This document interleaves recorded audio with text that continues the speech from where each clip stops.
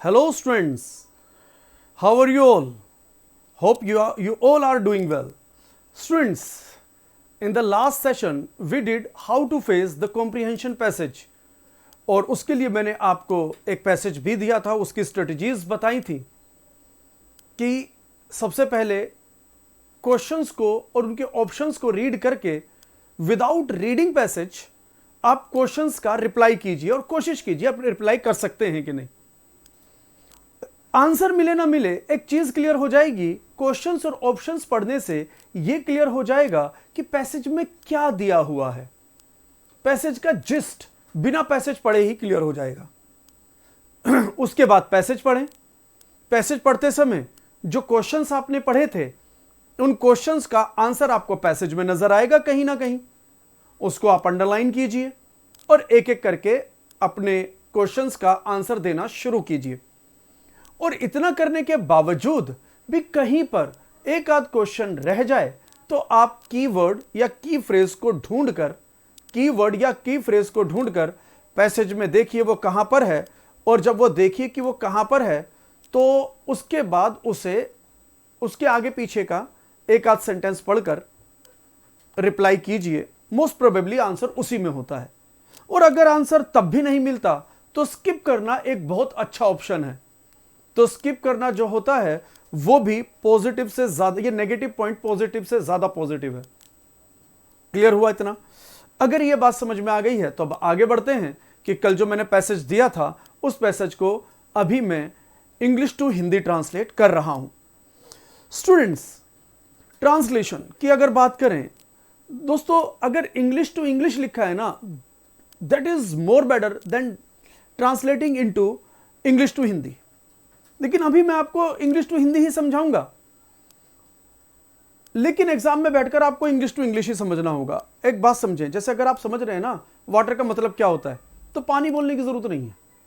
अगर आप समझ रहे हैं ना हाउ आर यू का मतलब क्या होता है तो उसे हिंदी में बोलने की जरूरत नहीं है।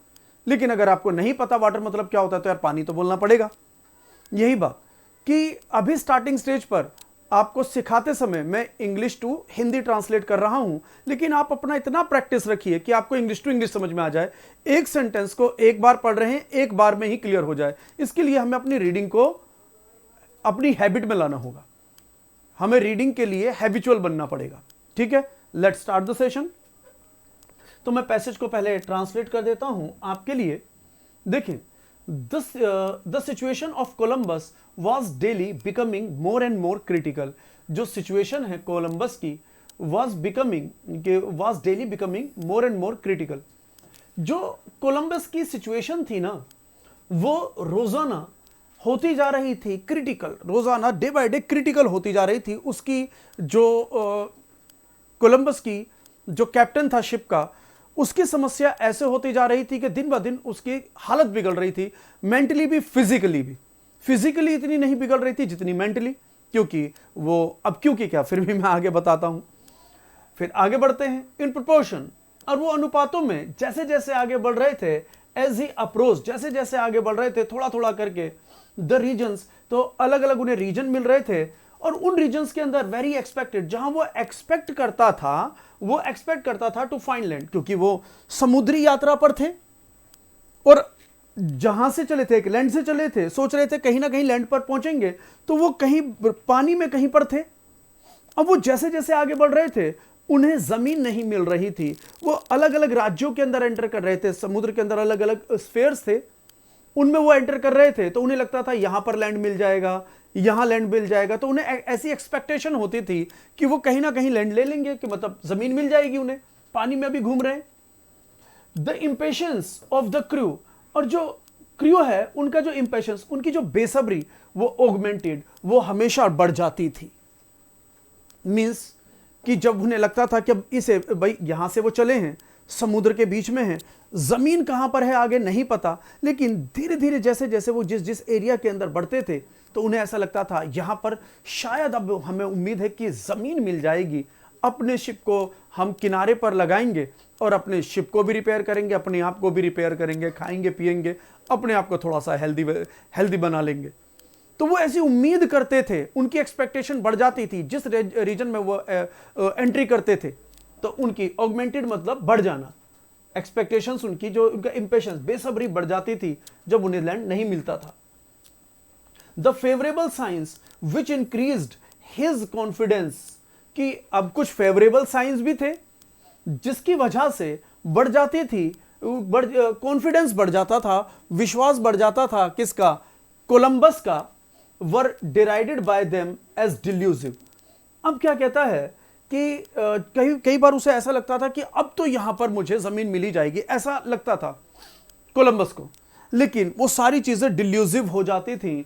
डिल्यूसिव का मतलब ऐसा समझ कि मायावी, ऐसे समझ लो मिराज, कि ऐसा एहसास होना कि यहां पर मायावी चीज है। उन्हें लगता था कि यार यहां पर तो जमीन होगी, लेकिन जमीन होती नहीं थी, तो उन्हें खुशी महसूस होती थी, एक्सपेक्टेशंस बढ़ जाती थी, पॉजिटिव साइन नजर आते थे, फेवरेबल साइन नजर आते थे, लेकिन वो लास्ट में जाके सब धूमिल हो जाता था, जमीन ही नहीं मिल रही थी, चलते जा रहे थे आगे, चलते जा रहे थे आगे, है ना। Which increase his confidence were derided by them as delusive, सब डिल्यूसिव हो जाता था। And there was danger of their rebelling and obliging him to return back.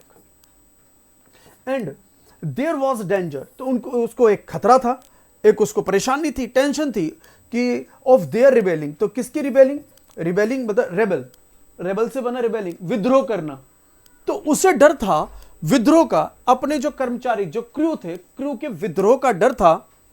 And obliging him, और भाई डर किस चीज का था, कि वो विद्रोह ना खड़ा कर दें, कि भाई कहां आगे चले जा रहे हो, पीछे चलो ना, कहां जा रहे हो, नहीं पता चल रहा है आगे जमीन का है। तो हो सकता है वो या तो विद्रोह कर दे उनका क्रू उसके खिलाफ कि आप हमें मरवाने ले जा रहे हो, और या फिर ओब्लाइजिंग हिम, या फिर वो उनको रिक्वेस्ट करें कि अरे कोलंबस भाई तू कप्तान है, लेकिन बात को समझ, हमारा भी एक्सपीरियंस है कुछ, वापस चल, नहीं तो आगे दिक्कत हो जाएगी। तो भाई उसको, ये कोलंबस को ये डर था कि उसका क्रू या तो उसके खिलाफ रिवोल्ट मतलब विद्रोह उत्पन्न कर देगा, और या फिर उसे रिक्वेस्ट करेगा, उसे मजबूर करेगा वापस जाने के लिए, टू रिटर्न बैक।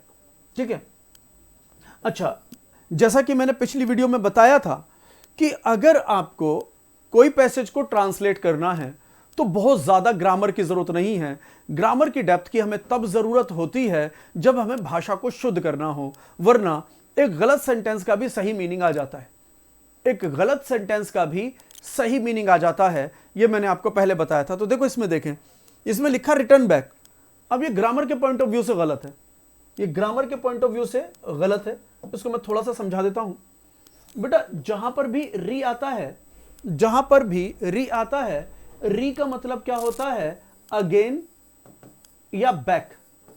तो जब भी आप री का यूज करेंगे किसी वर्ड के साथ, तो अगेन या बैक का इस्तेमाल नहीं करेंगे। जैसे रिपीट, तो हम ऐसे कहते हैं ना, रिपीट, तो रिपीट अगेन, रिपीट अगेन, तो ये गलत है। तो पॉइंट इज, ये गलत का भी तो मीनिंग सही आ रहा है, ये ग्रामेटिकली, अगर भाषा को शुद्ध कर रहे हो तो ये गलत है। अगर मीनिंग की बात कर रहे हो तो मीनिंग तो आ गया ना, कहना क्या चाह रहा है। बाकी गलत क्या होगा, गलत ये होगा कि इसके अंदर आप अगेन नहीं लगा पाओगे। रिपीट का अपने आप ही मतलब होता है कि रिपीट करना, दोबारा बता दो भाई। ऐसे ही हम कहते हैं रिटर्न बैक, हम कहते हैं रिटर्न बैक, तो रिटर्न का मतलब ही लौटना होता है, तो इसके साथ आप बैक नहीं लगा पाओगे, इसके साथ बैक नहीं लगा पाओगे। तो पॉइंट इज, अब ये शुद्ध ग्रामर की दृष्टि से तो सही है, शुद्ध ग्रामर की दृष्टि से अगेन और बैक लगने से गलत हो गए, लेकिन अगर इनका मीनिंग लो, रिपीट अगेन और रिटर्न बैक, तो मीनिंग क्लियर हो रहा है कि नहीं। तो मैं आपको यही समझा रहा हूं, बहुत ज्यादा ग्रामर सोचने के लिए, अगर आप बहुत ज्यादा ग्रामर सोचते हैं तो आप भाषा को शुद्ध कर पाते हैं, एक एक वर्ड को, एक एक मतलब पॉइंट को समझ पाते हैं कि कौन सा वर्ड क्यों हो रहा है, किस लिए हो रहा है, कहां लग रहा है, किस वजह से लग रहा है। लेकिन अगर सिर्फ ट्रांसलेशन की बात कर रहे हो, सिर्फ मैसेज कन्वे करने की बात कर रहे हो, तो ग्रामर का गलत इस्तेमाल भी मीनिंग सही दे देता है। तो यहां पर मैं आपको मीनिंग बता रहा हूं, क्लियर हुआ कि नहीं हुआ।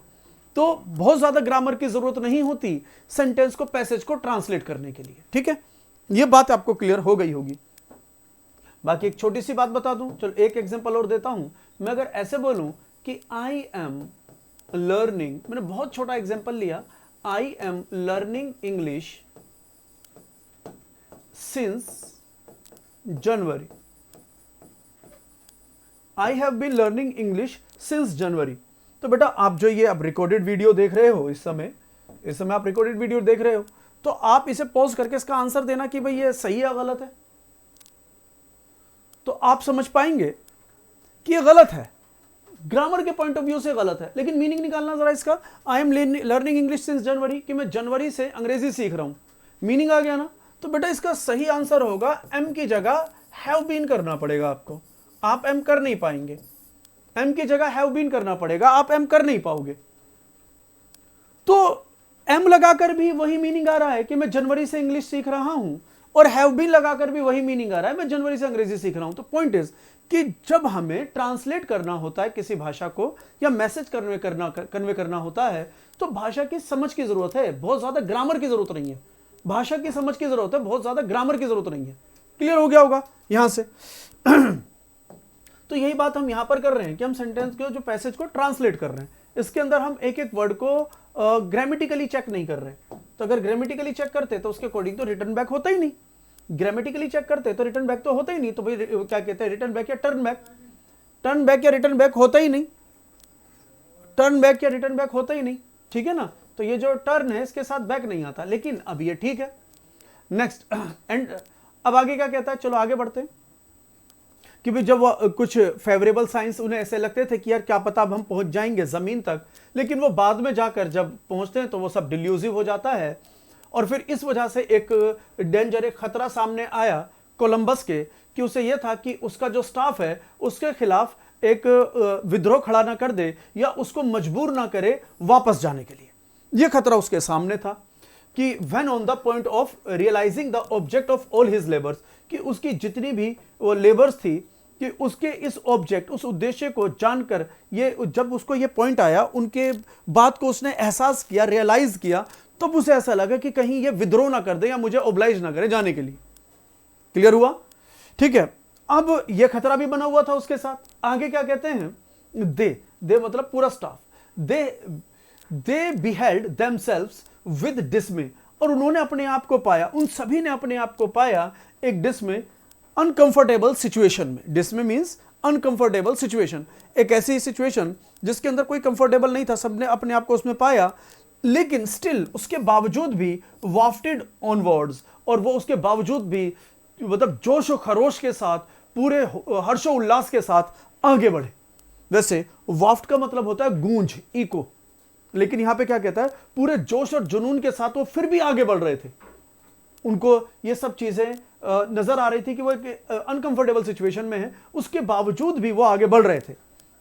कहां आगे बढ़ रहे थे, over the boundless waste of what appeared to them. कहता उनके सामने जो भी कुछ आता था, उस बाउंडलेस वेस्ट की जो भी कुछ इतनी बढ़िया चीज, बड़ी बड़ी चीजें आती थी, कुछ भी परेशानी, छोटी बड़ी परेशानी आ रही है, सबका सामना करते वो आगे बढ़ रहे थे, अपने आप को नहीं रोक रहे थे इन सब परेशानियों के बावजूद भी, है ना। अपीयर टू देम, अब उन्हें कुछ बहुत सारी चीजें लगती थी कि ए मेयर वाटरी डेजर्ट बस सराउंडिंग द हैबिटेबल वर्ल्ड, कि ये जो पूरा हैबिटेबल रहने वाला जो संसार है, इस संसार के अंदर सिर्फ पानी पानी पानी ही है, चारों तरफ पानी ही नजर आ रहा था। उन्हें लगता था कि इस संसार में पानी के अलावा कुछ है ही नहीं। तो क्या कहते हैं, वाटरी डेजर्ट, डेजर्ट होता है रेगिस्तान, कि एक पानी का रेगिस्तान था चारों तरफ। ऐसा लगता था इस संसार के अंदर पानी के अलावा कुछ है ही नहीं, चलते जा रहे हैं चारों तरफ पानी पानी पानी, लैंड नजर ही नहीं आ रहा है, लैंड नजर ही नहीं आ रहा है, पानी पानी चारों तरफ।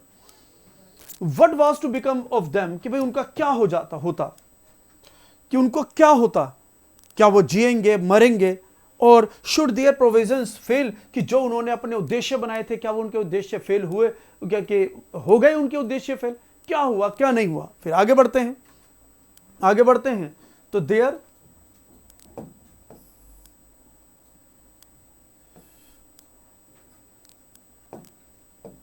कहता है their ships were too weak, उनके जो शिप्स थे बहुत ही कमजोर थे, एंड डिफेक्टिव, बहुत ही डिफेक्टिव, बहुत ही मतलब उनके अंदर कमियां थी शिप्स में, और शिप्स जो थे बहुत कमजोर हो चुके थे, बहुत ज्यादा कमजोर हुए थे।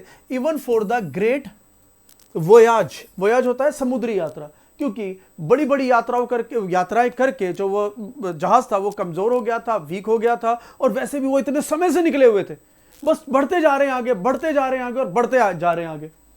दे हैड ऑलरेडी मेड, कि जो इतनी ज्यादा वोयाज उन्होंने कर ली थी, इस वजह से वो जो शिप्स थे वो सारे के सारे वीक हो चुके, पूरे का पूरा वीक हो चुका था, डिफेक्टिव हो चुका था, उसमें कमियां थी।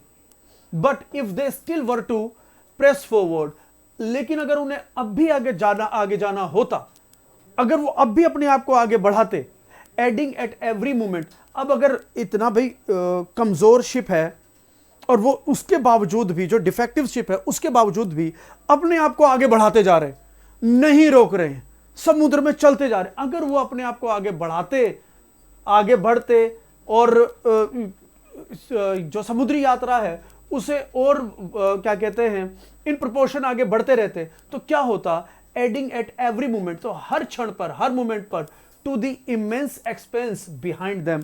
अब क्या था कि वो पहले जमीन पर थे, आगे बढ़े, आगे लैंड कहाँ है नहीं पता, अब वो जैसे बिट बाय बिट आगे बढ़ रहे हैं तो पीछे तो एक बहुत बड़ा वाटरी जो एक्सपेंस है वो भी छोड़ते जा रहे, तो जो वो इतने आगे बढ़ गए, कभी वो उनको ये भी डर था कभी हम इतने आगे ना बढ़ जाएं कि पीछे आना इम्पॉसिबल हो जाए, कभी हम इतने आगे ना बढ़ जाएं कि पीछे आना इम्पॉसिबल हो, कि आगे तो ये पानी पानी पानी पानी ही है, कहां जमीन है नहीं पता, तो इससे अच्छा है कि पीछे चलो। लेकिन पीछे चलने के लिए भी तो एक पर्टिकुलर पॉइंट पर उन्हें टर्न लेना पड़ता, लेकिन वो टर्न कहां से ले, कि तो वो तो आगे ही बढ़ रहे हैं, उस खराब शिप के अंदर वो आगे बढ़ते जा रहे हैं, आगे बढ़ते जा रहे हैं। तो उन्हें ये डर था कि यार अगर हम आगे बढ़ते जा रहे हैं, कभी ऐसा ना हो कोई ऐसा मोमेंट आ जाए कि हम वापस भी ना जाएं, क्योंकि एक बहुत बड़ा जो हमारा प्रिवेलेंट जो पूरा एक्सपेंस है, जो पूरा डेजर्ट है, वो भी तो गैप लेता जा रहा था, जैसे जैसे आगे बढ़ रहे थे तो ये भी तो दूर, ये किनारा भी तो दूर होता जा रहा था।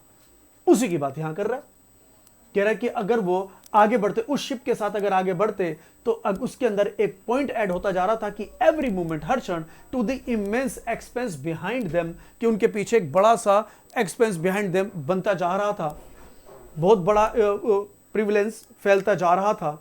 How should they ever be able to return, तो कहते यार फिर हम वापस कैसे जाएंगे, अगर हम इतना आगे बढ़ रहे हैं तो हम वापस कैसे जाएंगे, ठीक है ना। हैविंग नो इंटरवीनिंग पोर्ट, अब बीच में कोई ऐसा पोर्ट भी नहीं था,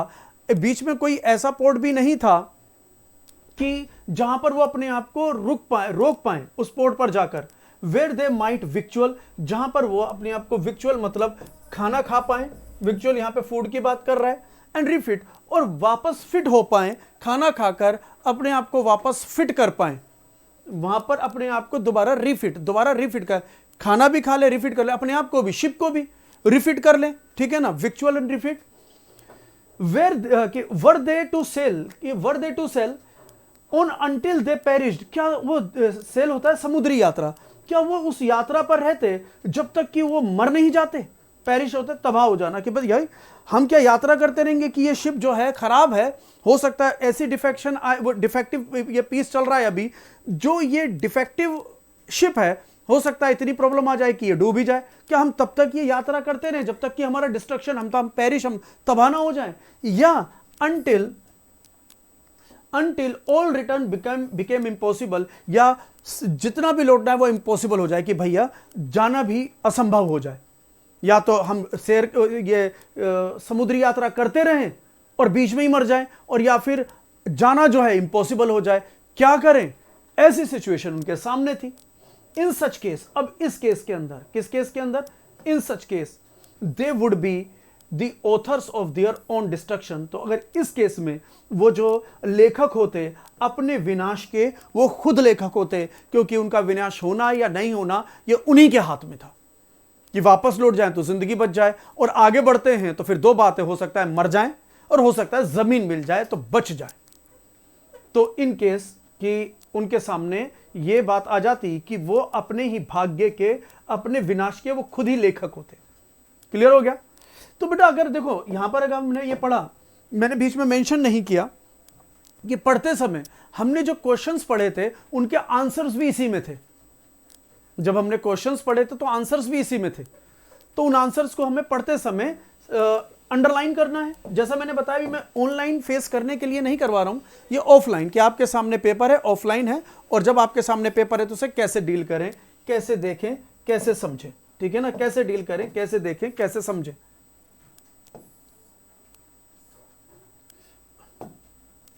देखिए next, the main fear of the crew was, जो उसका क्रू था उसका मेन फियर क्या था? तो सबका मीनिंग देखें, मेन क्रू था उसका फियर क्या था कि that once their stock exhausted, कि अगर उनका जो स्टॉक था मतलब खाने पीने का जो स्टॉक था अगर वो खत्म हो जाता, दे वुड पेरिश, तो वो तो खत्म हो जाएंगे।